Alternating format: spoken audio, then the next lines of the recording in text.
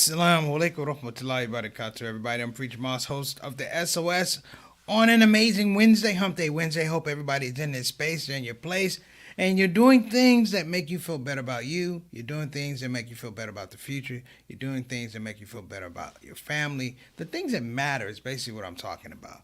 So today I thought we'd get to a topic about things that matter. You know, we spend a lot of time talking about outside forces, politics, we talk about illness, we talk about pandemics, we talk about vaccines, we talk about all of these things. But you know, I thought today would be a really good episode to actually talk about the things that happen in the heart, the things that affect us in the heart and affect us in ways that we may not even be clear about. But I thought it'd be a great conversation today. So for anybody that's coming on the show, we normally don't do this type of show. I'm going to tell you that right now. We keep it light. We do the politics. We talk about community. We talk about politics. We talk about humor and things of that nature. But today I thought it'd be a good opportunity to kind of build, if you will. Let's figure out how we build on some of these things, because this knowledge has been passed to me. It's been passed around. And I just felt like, you know what? I was in a giving mood. In fact, I say in a giving mood, and that's the way I remember it when people gave it to me. It was like they were in a giving mood. So I felt like, you know what? Let's talk about these things, the things that make us better. You know, part of this conversation will come from a book by Ibn Taymiyyah called Diseases of the Heart.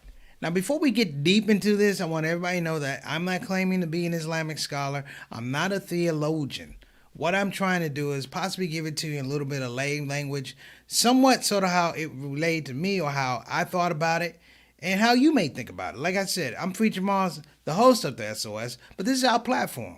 And this is our platform in a way that I believe everyone that comes on the show, from my shadow show soldiers that were with me from the beginning to people who have come later, I just feel like, you know, we're in this place whereby I feel comfortable talking about things that uplift us.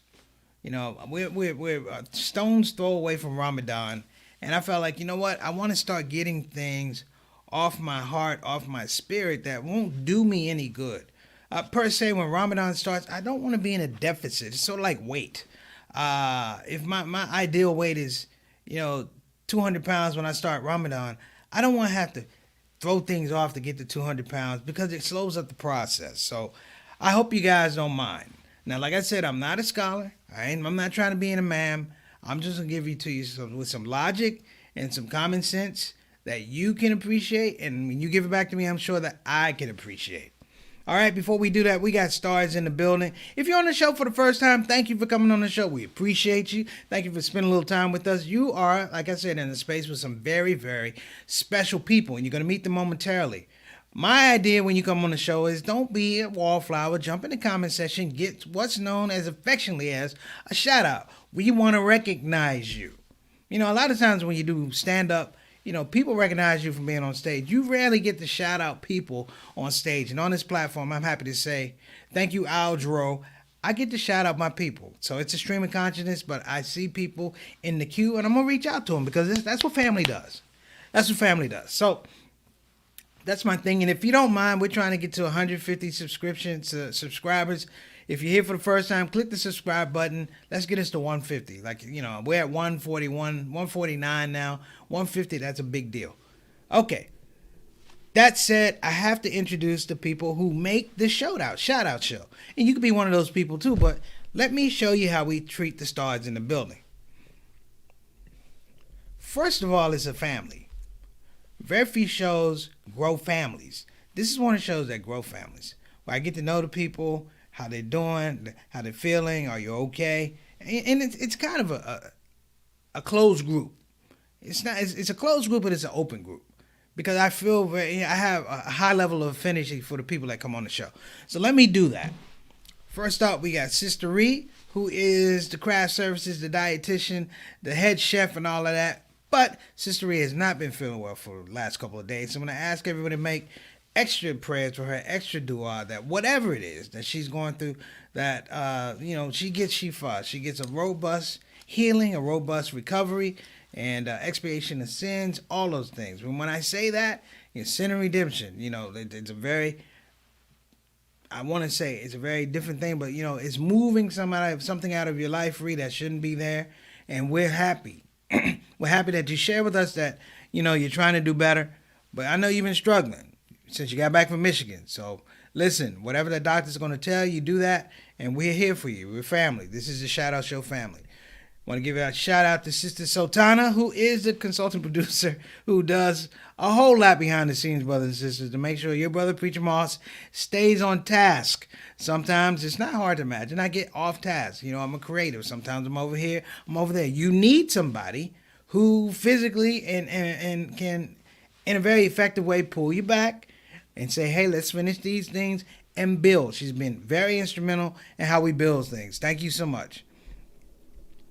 This is Brother Derek. This is Reed's husband. What's up, D? Good to see you, brother. And it was good to see you yesterday. I know some people saw that the last 10 minutes of the show yesterday. I did go off. If you want to see my statement about what happened with the Drop Engage people, go to Facebook. It's on there. I put it up because it needs to be said. Sister Ika is actually coming from Indonesia. She makes a point, brothers and sisters. Come check our show out. Lend support, and we appreciate it. Let's give her a little love too, because she's actually locking in to do some fasting today. Inshallah, Allah make your fasting successful. And my main man from the TO up north, my main man Altaf Rashid, all the way from Toronto. This brother makes a special effort to get here on the show. It's to the point where you don't see him on the show. You're looking around like, hey, what's up, Altaf? And you just want to make sure the brother's all right, man. Thank you so much for being on the show. We appreciate you. And we're going to keep it moving.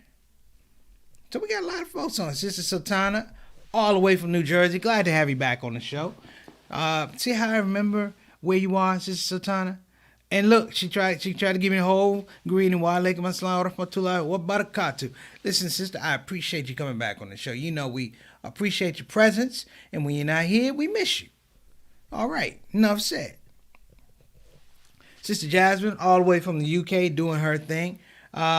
We make the dua for you, Sister Jasmine, because you do, when you have people who work in the welfare of other people, I think it's appropriate that you pray for them. That's the whole thing, like frontline workers and paramedics and doctors and folks like that. It's not stated well. It's not a proper evaluation, but these are the people that literally keep us going. They literally keep us alive. Like, if you didn't have nurses, what would you do? Right? So, thank you so much, Sister Jasmine, for tuning in. All right, Reed, thank you. Amen. Sister Jasmine. There you go. See, I wish I could just show the whole calendar. You guys can see this in the comment section. You don't need me, but I highlight it because I think it's extremely important. We want you to feel better, Reed. That's what this comes down to. And my mom, Mama San is on, and Miss Cade are making sure that you're gonna feel good too. We're gonna have to figure out what's going on with our health situation. Now, brothers and sisters, I do want to take pause before I start. Okay, I do want to take a pause before I start because, I want to give a proper introduction. This term, give God the glory, I'm going to tell you. I wasn't Muslim when I heard that term. I heard that term when I was Christian. And I used to watch adults and be puzzled because there were people who were going through things who would say, give God the glory. Now, you can blame it. I can blame it on youth. I can blame it on arrogance. I can blame it on ignorance. But I didn't necessarily catch the nuance of what they were saying. Later in life, you think back to some of the things you heard, and it fits together like a very neat puzzle. Your logic snaps together like a very like bricks that you would lay on a wall. And even more so, you get more information. You come into more understanding, not just the whole idea of give God the glory, but it lends to you this whole idea process. So like I said earlier, I'm not a scholar. Bear with me. This is just how I think. The last time I heard give God the glory, let's be honest. My cousin passed away, and I heard give God the glory. Not that I haven't heard it before, but it hit me differently this time because I really began to unpack what that meant when I hear give God the glory. I know we talk about being grateful, being thankful, but you know what? It really hit me, and it reminded me of a woman who used to teach us Sunday school. And then whenever I go to Danville, Virginia, my mom's hometown, on Sunday we were there. We had to go to Sunday school. I would go with my cousins, and we would, act like we were trying to be good Christian kids, but we played around. But this woman said one time, "Give God the glory," and I paid attention. And I realize now, thinking back to what she was saying, because she wasn't a wealthy lady, she wasn't necessarily in good health. She lived across the street from the church, Shiloh Baptist Church, and what she would do, she was like a caretaker of the church. She got there and cleaned everything up before people got there, and they allowed her to be the Sunday school teacher. That's not the point. The point is, when she said "give God the glory," she reminded me something. She reminded me of something amazing, something that we overlook, which is, from the inception of life, all of us has needed help. All of us have needed assistance. Our relationship with our parents, God, sisters and brothers, in some regard has relied on help, assistance, assessment, the ability to see what a person needs, the ability to find out, how can I give you assistance? In many regards, how can I get you to teach me to help you? So the term "give God the glory" is a very nuanced term. Because, and it's a beautiful thing, because you all know, to give God the glory, the conundrum is he doesn't need the glory. He doesn't need the glory. And to give somebody the glory, there's a process that says that there's a problem. There was a problem. There was a situation. There was a scenario. I think of the word crucible when I hear this thing. Give God the glory. It means that things happen in a crucible. Now, there's 3 different definitions of a crucible. One is like a ceramic or metal container in which, like, you melt metals, or you subject elements to really, really high temperatures. The other crucible is like you're in a situation, a dire situation. And the last one is interesting, is that there's a process where elements mix, for lack of a better word, elements mix, and it creates a new product. Now I thought about that. He said, what is the crucible that we deal with? What's the crucible that we carry with us? And I figured it out. It's the heart. The crucible that we deal with is the heart. And everybody knows there's 3 categories of the heart. One is a robust heart, a living heart, an open heart. The other one is a heart that's dry and brittle. And the last category of heart, of course, is a dead heart. But we don't need to get into the dead heart. I think the thing that's interesting is when we learn to give God the glory, it comes with certain attributes. Sister Sultana Ali, you can jump in here. Sister Jab, you can jump in. Anybody can jump in.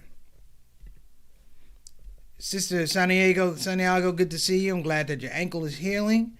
I'm glad you had some good weather in Tennessee. We're talking about giving God the glory, so you might want to give God the glory for your ankle. See how it works? But the thing about connecting the heart, or the qalb, to giving God the glory, is that it comes with a certain level of permissibility. It comes with a certain level of clarity, if you will. Meaning that you've had to learn something before you give it away. Like you've had to learn something in your heart to give it away. We talk about give. Look at the word. Give God the glory. Giving is a very high level intellectual capacity of living and existing and engaging with people. What I learned is that what we give affects the heart. How we give affects the heart. There's a book called Diseases of the Heart. I know you probably all read it. I read it all the time. And it says the 2 things that really, really affect the heart in a negative way. 1, corruption of knowledge. 2, corruption of intent. Let me say it again. Corruption of knowledge and corruption of intent. And we begin to look around the world, brothers and sisters, and what I know and what I felt, and anyone can jump in. What I know and I felt was that there was a deficit of the ability, the clarity to give God the glory. to literally look around and say, that's not right. To literally look around and say, let me correct this problem. And in that space, that deficit, we have the corruption of knowledge. We have the corruption of intent. We have a society that lives a particular frame of reference and existence built on in some regard. You can say it's lies and things like that, but I'm just saying it's the void of something.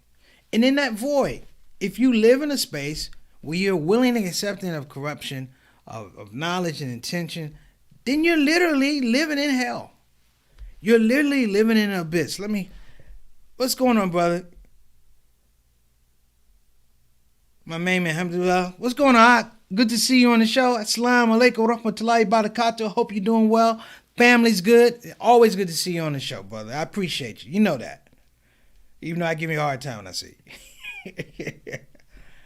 Yes, there you go. But start thinking about this. Like every Friday. Like Friday's going to come. Friday's going to come. And, we're all getting ready for Ramadan. We're doing the prayers. Or even you're not Muslim, you're praying, if you're tied into God, you're tied into God. Let's just say that. And everybody knows, I'm a big guy about deliberate practice. One of my deliberate practices is on Friday. I consult the Quran, I read Surah Qaf. And I've learned to develop an affection for Surah Qaf, especially in the idea of giving God the glory. Because one of the things about giving God the glory is not just giving God the glory, it's acknowledging knowledge. It's giving God the knowledge. Let me say it again. It's giving God the knowledge. And you put acknowledge on it, it's giving them the knowledge. When we pray, I think one of the most dynamic things I always used to watch in the videos with the man Prophet Muhammad, he says we take the smartest part of our body, we put it on the ground in submission. We give our knowledge away. We give our intention away. And the story, and I know I might be messing it up a little bit, so forgive me. I always focus on the story of Moses, in Surah Qaf. One, because I'm a traveler. Okay? One, because I'm a traveler. What they don't say in that book is what causes Musa to have to go on this search for knowledge. I might be messing it up a little bit, forgive me, but it basically comes from the fact that someone asked Musa, who knows more than you? Who's the smart? Who knows the most? He basically says, me. God corrects him. Allah corrects him. He said, there are people that have greater knowledge than you. And this starts in a chain of events where he starts searching the world to find somebody who has knowledge that's greater than his. It's an amazing story. I mean, there are a lot of amazing stories, but this is an amazing story. So he goes and he's searching for someone who has greater knowledge of himself. And he gets to the point where the waters meet, and he has a young man, an assistant with him. Let's call him an assistant. And they decide to have breakfast, and the breakfast they had just takes off. And God blames it on Satan. He said, I know Satan took our breakfast. I know Satan took our breakfast. I'm paraphrasing. And Satan took our breakfast, right? And Musa goes, that's the sign we were looking for. And they go looking for their breakfast, and they come up on a servant of Allah who had knowledge of Allah, Qadir. And he asked Qadir, may I tag along with you to learn about your knowledge? Now, you guys already know the story. There are conditions. There are conditions. And the reason there are conditions is because you can't have knowledge and intent separate from one another. So Qadir says, yes, you can learn from me, but here are the conditions. That A, you can't question what you see. What that means is you can't actively engage and speak and respond to what you see. He's put a condition on it. And they go through a bunch of things. He busts up a ship. He kills a young man. They're trying to get some food. They dig up this fence. At each point in time, Moses messes up. He's like, you could have done that. You could have done that. The third time when he tells Qadir, listen, for that thing we did, we fixed that fence, we could have got some money. Qadir goes, that's it. I'm done. Then he starts telling them all the things that he didn't know. You know, one of the most important things in a child's development, when you move from being a child to beginning to move to be an adult, you know, one of the things we all search for is we search for approval. And I used to think that approval was tied to I want my independence. It's not I want my independence. It was acknowledging in some regards, hey mom, hey dad, whatever. It was acknowledging in some regards that while I love you, I don't need your help with this, because a lot of it is I've learned, you've helped me learn in this situation that I don't need your help. That if I need your help, I'll call you, but I'm okay. Autonomy comes with understanding function or functionality. The crazy part is we're in a space now where we've ceased or given away a lot of the concepts of functionality. You know, we give it to technology. You know, I have phones that ring on my computer now, like the phone's here, it's on the computer. You know, what's the point? The computer's right there. The phone is right there. But we divine, in some regards, it's technology. And what we've learned and what I've begun to learn, brothers and sisters, is technology is a barrier to actually giving God the glory. Check that out. Let me get some comments up here. Let's see. Mary Moss, my mother, truly giving God the glory requires transcending all religious beliefs and practices. It requires transcending your ego. You must kill your ego to truly have I'm talking a heart busting out of your chest. Metaphorically, we don't want to bust, you know what I'm saying, but busting out of your chest, because, and one of the things I have to say, and I'll let me give this, my man Ahmed Rashid. Ahmed is an imam. Ahmed, feel free to intercede and correct me, brother. I told the people, disclaimer, I'm not a scholar. I'm not a sheikh. I'm not a ustad. I'm none of that. I'm not an imam. I'm giving them a little bit of how I see it. That's all. So don't be give me a hard time. But listen to what he's saying. More like sit down for lunch and this homie says, man, say made me forget what this fish did this morning. I appreciate that. Yes, exactly. Well, it took away. I got a different. It got taken away, but I like the way you said it. Let me give a shout out to Brother Eric. Wa alaikum assalam wa rahmatullahi wa barakatuh. Brother Eric, thank you so much for coming on the show. So the gas, brothers and sisters, is interestingly enough, I find in the toughest of times, in the most difficult of times, the heart, as I said earlier, the kalb, if you will, does take on the attributes of that crucible, of that container. And in the heart, you put things in it, you mix elements, and out of that crucible, if you will, comes what I figured it out. What comes out of that, brothers and sisters, and in many regards, is grace. It's grace. It's forgiveness. It's patience. It is the knowing act, that my knowing act is a solitary thing that I'm supposed to be doing right now. It doesn't come with expectation. It doesn't come with rewards or guarantees. And this is an act of faith. This is clearly an act of faith. When I talk about, the Sunday school teacher, when I was a little kid in Danville, Virginia, at Shiloh Baptist Church, what I remember from this woman talking about religion, knowing that she wasn't rich, she wasn't young, she was in okay health, but the positing of what this woman said is that you can take away all of this. I have the intellectual capacity to understand that whatever happens, I'm gonna give God the glory. That's an amazing thing. I know we kind of philosophize and we want to be intellectual and da-da-da. If you really want to get into some stuff, read the old diaries of slaves and how they looked at religion, how they approached religion. You have Qurans that were written. You go down to Georgia and those islands, Sepulveda Islands, and you have people that remember the Quran and things like that. You have people who weren't supposed to be able to read the Bible. Not only did they read the Bible, they interpreted and developed their own church. Brothers and sisters, they developed their own theology, which is a liberation theology. Of course, the oppressor couldn't figure that out. But what is interesting is the scope of, they understand the idea of now.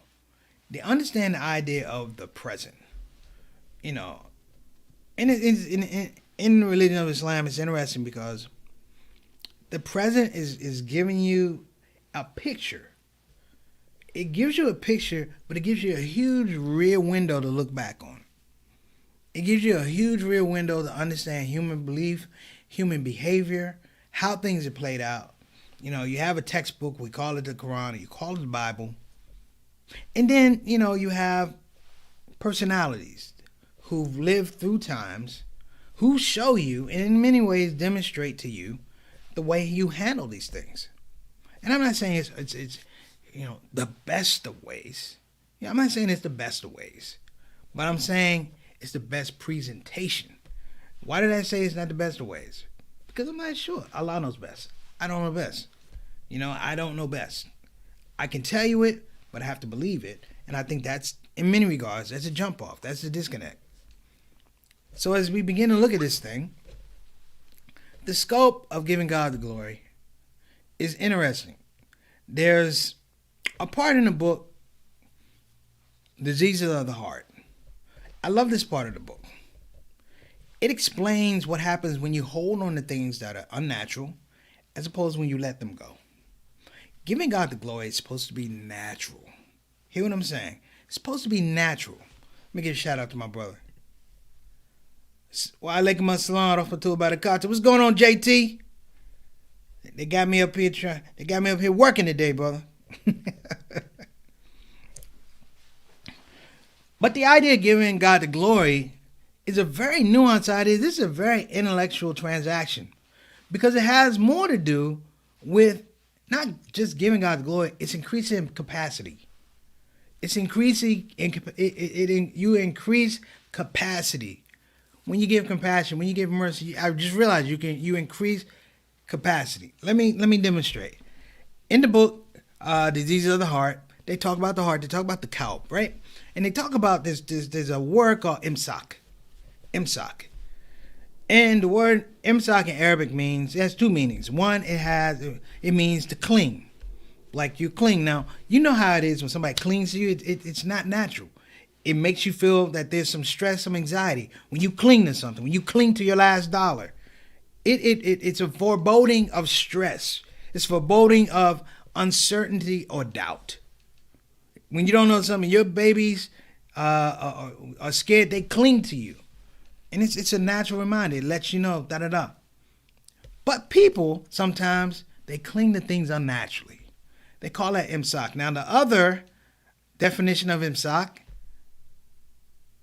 is constipation. It's constipation. Meaning that you are holding things inside of you that should normally pass. We have an excretory system that excretes waste.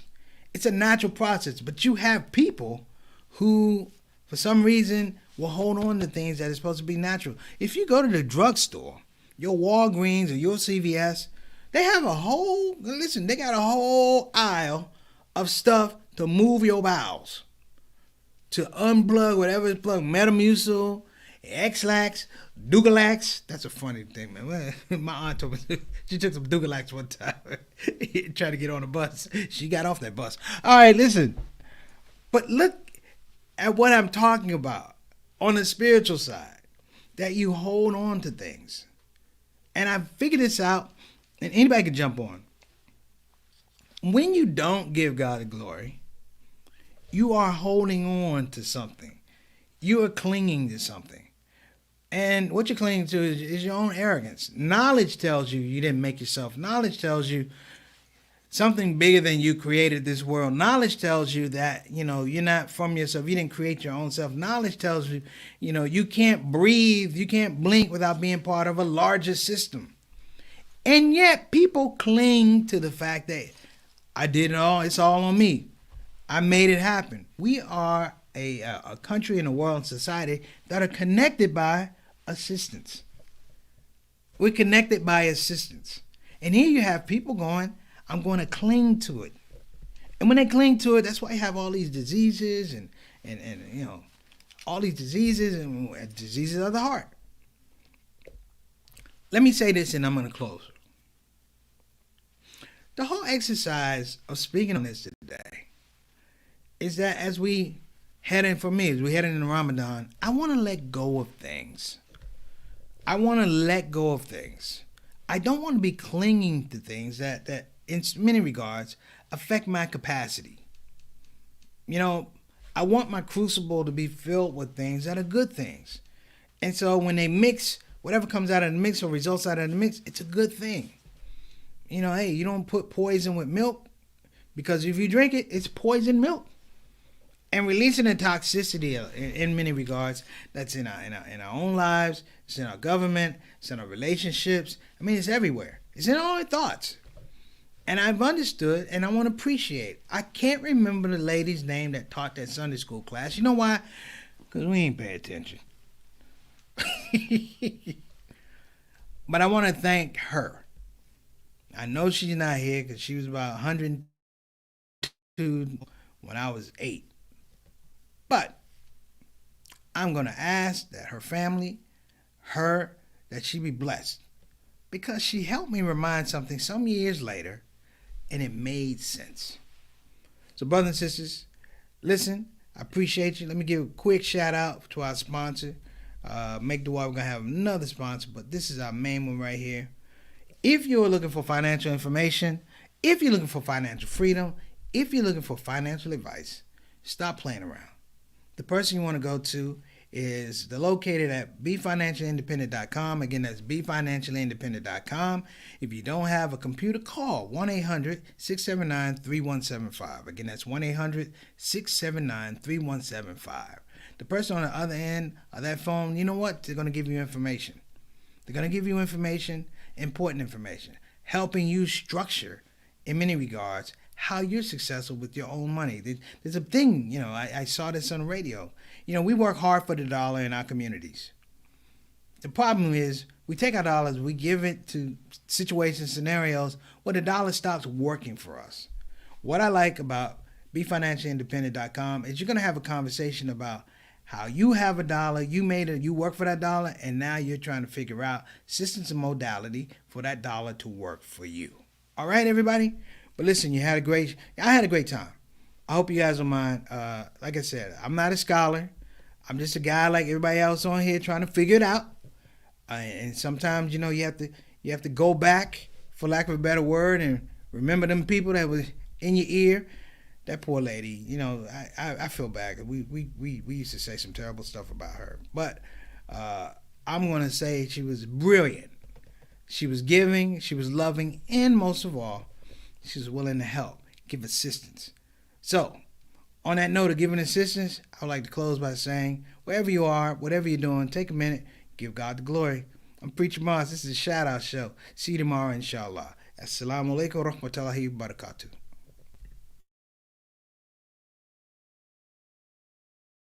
Hey everybody, this is your brother Preacher Moss. Listen, I hope that you enjoyed your shout out show experience. We'll be back with the next show, the next shout out show. A simple ask before you go, please help your brother out. Click that subscribe button, click that notify button, and I'll see you again on this side of the microphone.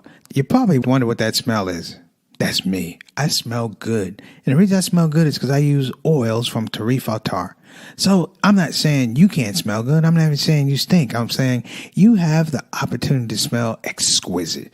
Check out TarifAttar.com for some of the best oils and scents in town.